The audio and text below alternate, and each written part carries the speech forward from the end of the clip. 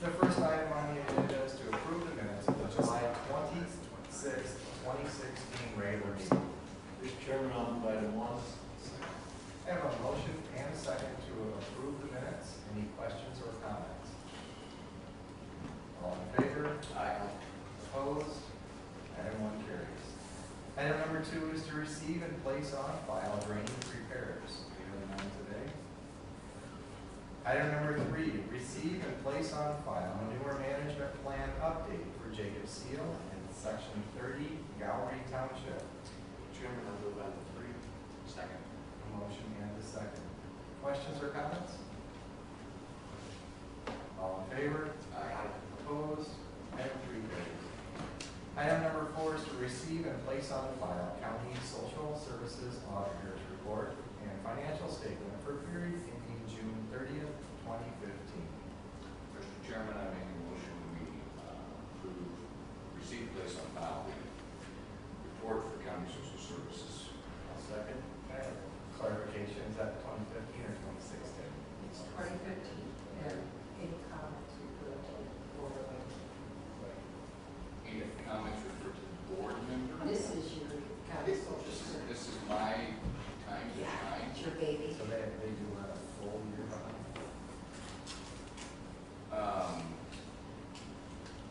That is correct, because of the, just completing fiscal year 2016. They have not, this is the state auditor's report. Okay. And I will say for both, I'm going to give a report on this where no exceptions were noted that county social services needed to address. I think you can see that there was significant fund balance that was left over, and that's what we have been through decreasing the asking for this fiscal year. We're reducing that fund balance so that we no longer carry those large fund balances moving forward. Okay. Any questions or comments? All in favor? Aye. Opposed? Item 4 carries. Item number 5, approve Class B native wine permit with outdoor service and Sunday sales for Community Orchard Incorporated. Mr. Chairman, I'll move item 5. Second. A motion and a second. Questions or comments? Moving order here. Karen Shop Insurance. It's always in order. This is, allows them to sell and serve wine. It's a native permit.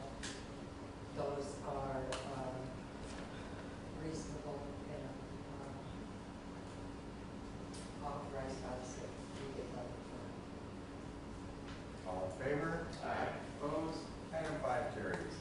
Item number 6, approve abatement of taxes in the amount of $501.40 in exchange for the previous payment made for the assignment of county held tax certificate P150013. Chairman, I give item 6. Second. Questions or comments? This is the tax certificate that we sold in Gallery on Market Street to the bank where we're building a new bank. All in favor? Aye. Opposed? Item 6 carries. Item number 7, approve and authorize the chair to sign historic plat easement for request from the Fort Dodge Historic Preservation Commission to install a plaque on Law Enforcement Center to commemorate the Fort Dodge City Hall Fire and Police Department. So moved. Second. Questions or comments? Just kind of question. I know you wouldn't have the answer to this, but it seems a little strange that we'd be putting a plaque on the law enforcement center for historical purposes when the municipal building is down that way, but used to house the police and fire department. I believe that the original location was the fire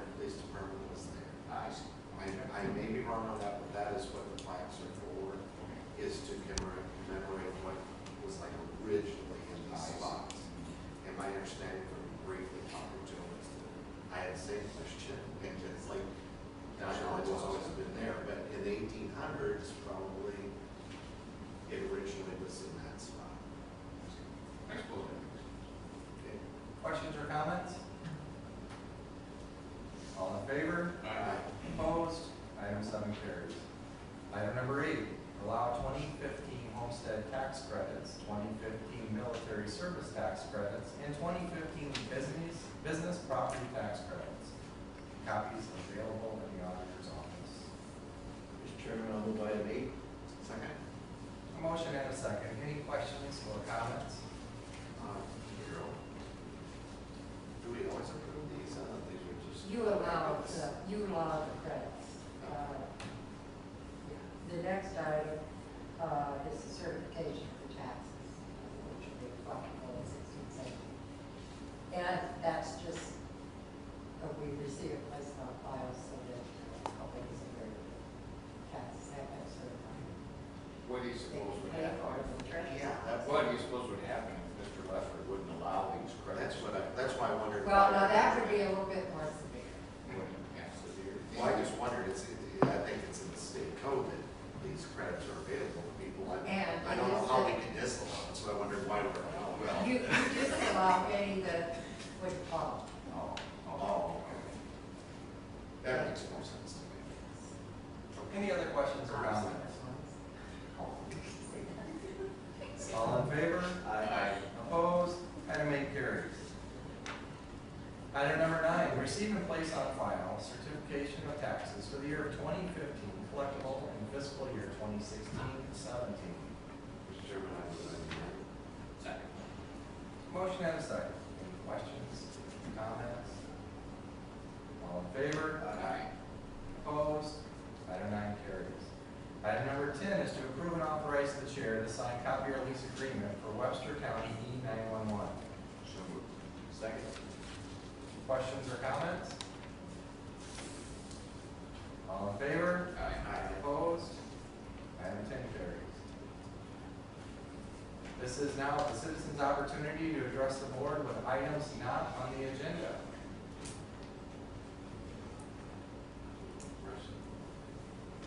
Yes?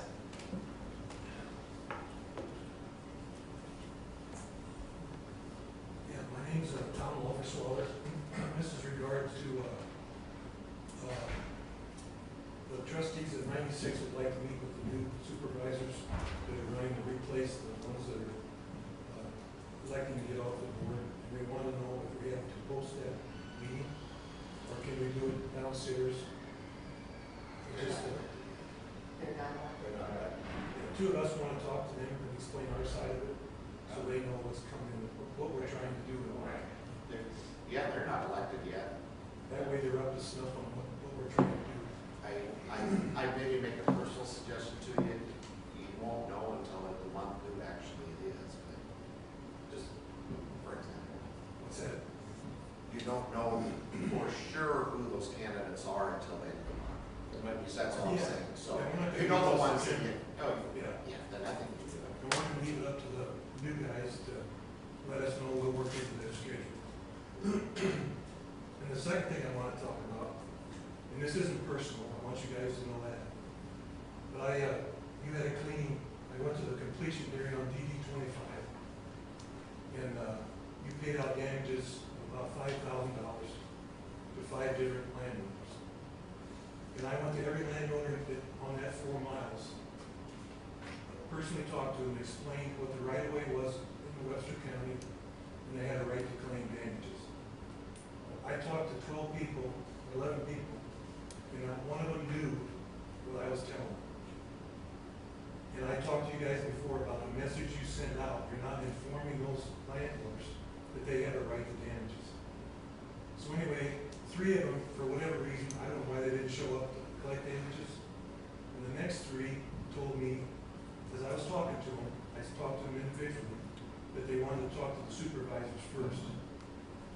And I said, yeah, I don't care about that. And I used Kim Martin as a reference of why you pay damages. Because you paid Kim damages, and your lawyer said you had to, because you're up against that ditch, and you had no right of way on that ditch bank. Just like you paid those other 5 guys on DD 5. So anyway, the supervisors told me no. I called back a week later and asked them why. And they told me that I'll let you guys, and I'll give the names to Darlene Planker, those 3 farmers, I'm not going to mention their names now. and you guys can either make it right with them, or tell them why you paid those 5 and not those 3, because it's CRP ground, and for some reason, they were discouraged about turning any corn. And one farmer planted beans, he planted his bean crop, say early May, and he planted the rest when they left the ditch. So there's gonna be a yield hit. But he was told that it wouldn't be any kind of a problem, and they wouldn't pay it, because once you plant back into it, you're not gonna get paid. But he's definitely gonna take a hit on yield. And Keith would know that. I mean, you planted that much where Dola get ran, he's gonna take a hit. And the reason I went to those in DD 5 is because DD 69, Kim Martin got paid, and it was at the end of the cleanup. And I don't know, once you paid him, to me, you should have sent a notice to everybody in that ditch that they're qualified too. Because it's like, the first time you turn that man away, for whatever reason you gave, I talked to him and he came back, and that's when your lawyer said we got paid. So it could have been new news to you too, but once you paid him, everybody on that DD 69 should have got a letter saying that, we'll pay him. Because I talked to a man yesterday, on DD 69, said he had no idea he could have got damages. So I don't think you're putting the word out, so these men can get damages, and they're entitled to it. If you pay one, you gotta pay them all. And if they don't want it, that's their problem. But they have to be aware, ditch is the only right of way you have. And Mark, I noticed you used Iowa guidelines as a reference. Iowa State we use. Iowa State, yeah. Okay, now they should be aware that that's what you're using, because it would make figuring out their claim a lot easier. All right. Can you explain what the property owners in the drainage district, what notice did they get in reference to the ability to claim damages? Okay, so at the, we go there. Please. And I asked her to come over town, so she can explain the notice that is mailed out. Yeah, I've seen them slap like that. Okay, so the notice that is mailed out, when the actual project has been completed, we get a letter from the engineer telling us the project's complete, and then we mail a notice out to all the landowners that are actually on the ditch and the property that was affected. So if they're outside of the ditch, they don't get a notice. It's just the people that had the work done on their property. Yeah. And part of that notice is, you're notified that persons interested in the district repairs may file objections to said report and submit any evidence tending to show that the report should not be accepted on, reading the wrong thing. Here we go. Any interested party having a claim for damages arising out of the construction of the repairs shall file said claim with the board or the auditor at or before the time set for hearing on the completion of the contract, which claim shall include any claim for land taken for right-of-way or for severance of land. So at that time, they file a claim, which is what they've done. Like this last time, we had one last week, 4 or 5 people came in and filed a claim for damages. Yeah. Some were for the set-aside and some were for actual crop loss, and all those were paid. Yeah. So That letter gets sent out every time we do a completion. every time we have a completion, we determine who's on the ditch, and then this letter is mailed out to those people, or where the repair was, So they have the to ditch do or it house. every time. Yes, every time. Yeah, but this if you notice is read sent. that, it's Greek to them. The way you should make it in simple terms, not to where a New York lawyer has to decipher it, is all you have to put in that notice is, the ditch is the right of way, we're gonna pay damages outside that ditch. And everybody understands that. This thing here, not one of them understood what that said. Now, they might have found their way up here themselves without me talking to them, but I know a lot of guys that wouldn't have, because the way they talked to me, they appreciated me explaining that to them. And I know you guys don't want to pay damages, but if you pay one and you just paid 5, you gotta pay it all. That's a false statement. We've never said we don't want to pay damages. They have to follow the normal procedure. But they have to understand it, Harold. They don't understand it. That's your opinion on whether they understand or don't understand. This language just basically comes out of the code of Iowa, and that's what we're taking. So that way we're covering ourselves too. I think the messengers here today, Joe, tell them, anybody that has a claim after after we get done fixing the ditch, if they live on the ditch and they have a claim, they can file for damages. I mean, But Keith- how much more can we say? I'll end my conversation here. A lot of them told me, Tom, we've never collected damages before. So when they look at that, they figure it's the same thing. They're not gonna even try. So if they actually know that the ditch is just the right of way and the banks are private property, that simplifies it. It's no brainer.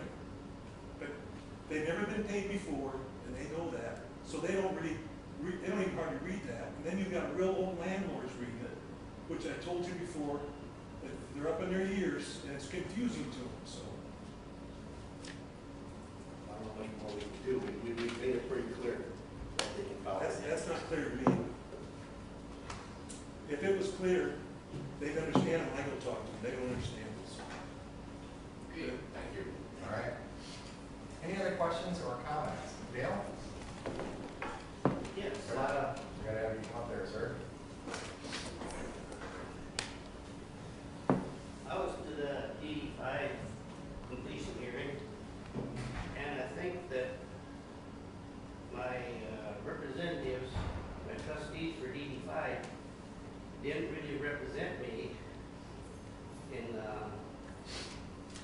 total project, because I'm having to pay damages on that ditch. If that ditch would have had a permanent easement on it, I would have had to pay the damages to the farmers that had the land on the ditch. And I had, one of our supervisors said, they don't care whether they pay the damages, it don't cost us nothing anyway. So, I think, that, the trustees are not representing the drainage district. I think they're looking out more for the county. And, I don't know what you can do about it other than work on getting a easement set up so we don't have to pay these damages. Thank you. Yep. Any other questions or comments? Board and Supervisor Committee reports? How can we start? All right. Well, I had the pleasure of getting to Forest City last Wednesday for County Social Services in their monthly meeting. As I said earlier, one of the reports was on the financial situation of County Social Services, and I am pleased to say that the organization is doing very well in managing funds. I do not believe 2016 we're going to see the large carryover into 2015 because of the fact that we've been reducing the asking taxes for the local counties. There will continue to be some ongoing developments that I will report back to you on in regard to some lease space and things like that. I do believe that the director, Mr. Lincoln, is a very visionary person on service and product delivery. Sometimes though, he may get moving a little faster than what these really good organizations were prepared for. But it's one of the things I want to report on, and want the little redheaded guy down there that's studying County Social Services, as well as Community and Family Resources, have been receiving their payments from the MCOs, contrary to what's being reported on the television stations and other newspapers. If they do their paperwork correctly and get their contracts filled out properly, they are getting paid. So it's not all doom and gloom out there for the new privatization of Medicaid payments. So that was one of the things I thought was significant, and I wanted to report back that what we hear sometimes is not always true. So both those organizations are receiving Medicaid payments from MCOs. And actually, CFR reports that she believes that once they get through process, it's gonna be even easier